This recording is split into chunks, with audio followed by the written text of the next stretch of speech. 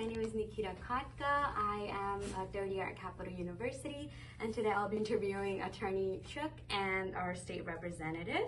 First question I have for Attorney Shook is that you said that you work in both private and public sectors. Which one would you say you prefer the most, and which one would you say made you more involved in the community? So to both those questions, definitely the public sector.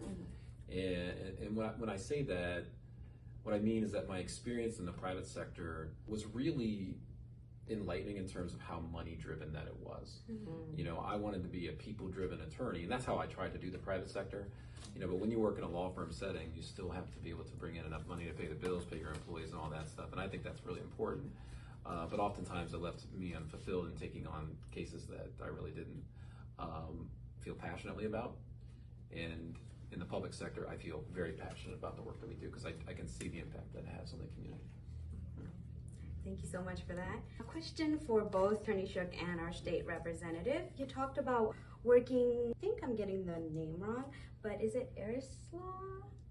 Avery's Law. Aries Law. So you said about like dangerous dogs, right? Was it more specifically like restricting like owners of the dogs? Was that more specific to that law?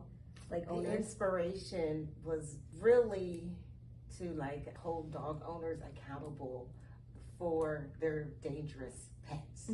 This tragic incident that happened here in Reynoldsburg, I was a bystander and I knew it happened in Reynoldsburg, but I didn't know the family, and everything that I learned about the case was just like an average citizen reading in the newspaper and seeing on TV. Then Reynoldsburg City Attorney and Council actually brought forth a local ordinance. And so I leaned in a little more. If we're doing this at the local level, what can I do at the state level? And our attorney, he's just so phenomenal, brought it to me and said, Rep. Lawson Rowe, I think I have an idea, and this bill could be bipartisan.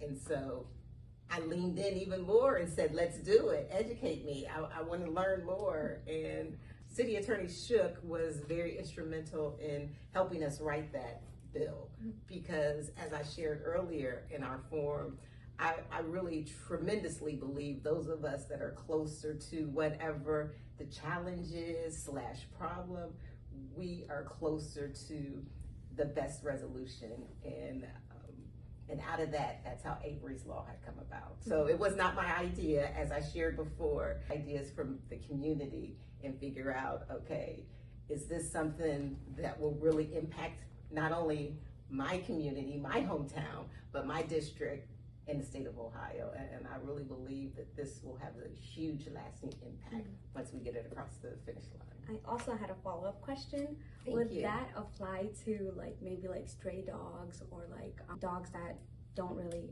like don't have owners, stray dogs? And how would that, like, if that incident does ever happen and it is a stray dog, how would you go forth with that? Thank you for that question. So that was not my inspiration. However, my shout out to my joint sponsor, Representative Kevin Miller.